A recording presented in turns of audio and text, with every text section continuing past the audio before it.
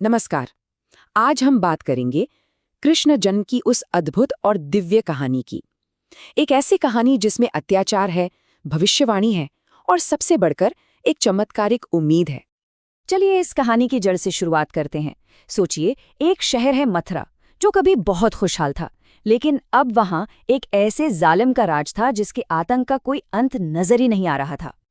तो कहानी के केंद्र में है राजा कंस, एक ऐसा राजा जिसने सत्ता के लालच में अपने ही पिता राजा उग्रसेन को सिंहासन से हटाकर जेल में डाल दिया था। देखिए, कंस की क्रूरता सिर्फ यहीं तक नहीं रुकी। उसने पूरी प्रजा पर जुल्म ढाए, साधु संतों का अपमान किया। मतलब उसने पूरे यदुवंश में एक डर और हताशा का माहौल बना दिया था।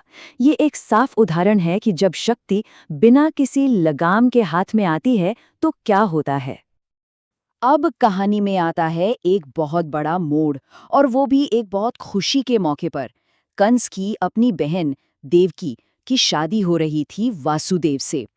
जरा सोचिए वो मंजर, कंस जो अपनी बहन से इतना प्यार करता था, खुद उसकी शादी का रथ चला रहा है।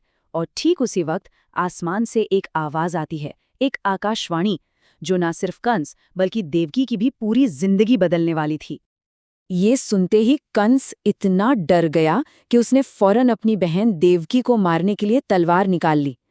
तब वासुदेव ने अपनी पत्नी की जान बचाने के लिए एक ऐसा वादा किया जो किसी भी माँ बाप के लिए सबसे मुश्किल होगा, कि वो अपनी हर संतान कंस को सौंप देंगे। कंस ने देवकी की जान तो बख्श दी, लेकिन उन दोनों को जेल में डाल दिया। और बस उनका विवाह एक अंतहीन श्राप में बदल गया। कंस के जुल्म की कोई इंतहा नहीं थी। उसने एक एक करके देवकी और वासुदेव के 6 नवजात बच्चों को जन्म लेते ही बेरहमी से पत्थर पर पटक कर मार डाला। आप सोच सकते हैं उन माता पिता का दर्द। हर बच्चे के जन्म पर एक उम्मीद बनती थी, और फिर वो उम्मीद एक भयानक दुख में बदल जाती थी। वो दोनों अपने ही बचन के कैदी बनकर रह गए थे।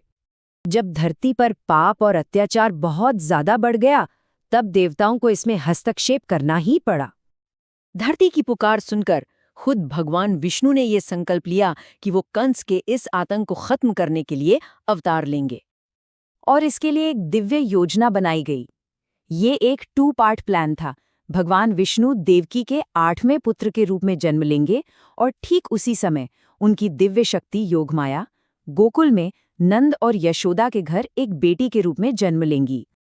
तो अब कहानी पहुंचती है उस चमत्कारी रात तक जब देवकी की 8वीं संतान का जन्म होने वाला था। वो भाद्रपद महीने की एक अंधेरी और तूफानी रात थी। अष्टमी तिथि। ठीक आधी रात को जेल की उस कोठरी में एक दिव्य रोशनी फैल गई, और भगवान विष्णु अपने 4 भुजाओं वाले असली रूप में देवकी और वासुदेव के सामने प्रकट हुए। और एक साधारण शिशु यानी कृष्ण का रूप लेने से ठीक पहले उन्होंने वासुदेव को योजना का आखिरी और सबसे जरूरी हिस्सा बताया। और जैसे ही वासुदेव ने उस दिव्य बालक को उठाया, बस फिर तो देखिए क्या क्या हुआ। सारे पहरेदार गहरी नींद में सो गए। वासुदेव की बेड़ियां खुद ब खुद टूट गईं। जेल के भारी दरवाजे अपने आप खुल गए। यहाँ तक कि उफनती हुई यमुना नदी ने भी उन्हें रास्ता दे दिया, और शेषनाग ने अपने फन फैलाकर बारिश से बचाने के लिए एक छतरी बना दी। वासुदेव उस बालक को लेकर गोकुल पहुंचे, और वहां उन्होंने चुपचाप कृष्ण को यशोदा के पास सुला दिया, और उनकी नवजात बेटी योगमाया को लेकर वापस मथुरा आ गए। तो चलिए अब देखते हैं कि इस कहानी का अंत कैसे एक बिल्कुल नई शुरुआत को जन्म देता है।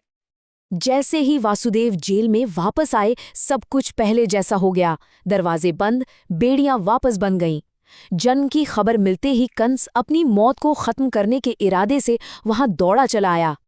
लेकिन जैसे ही कंस ने उस बच्ची को मारने की कोशिश की, वो उसके हाथ से छूटकर आसमान में चली गई, और बिजली के रूप में अपनी असली पहचान बताते हुए उसे ये आखिरी चेतावनी दी। जरा ये फर्क देखिए। एक तरफ मथुरा में कंस डर से कांप रहा था, और दूसरी तरफ गोकुल में नंद के घर बेटे के जन्म का जश्न मनाया जा रहा था। वो इस बात से बिल्कुल अनजान थे कि उनके बीच खुद ईश्वर मौजूद हैं। और यहीं से कहानी असल में खत्म नहीं होती, बल्कि एक नई कहानी शुरू होती है। ये वो नींव है जिस पर कृष्ण की बाल लीलाओं और आखिर में कंस के साथ उनके महामुकाबले की पूरी कहानी टिकी है।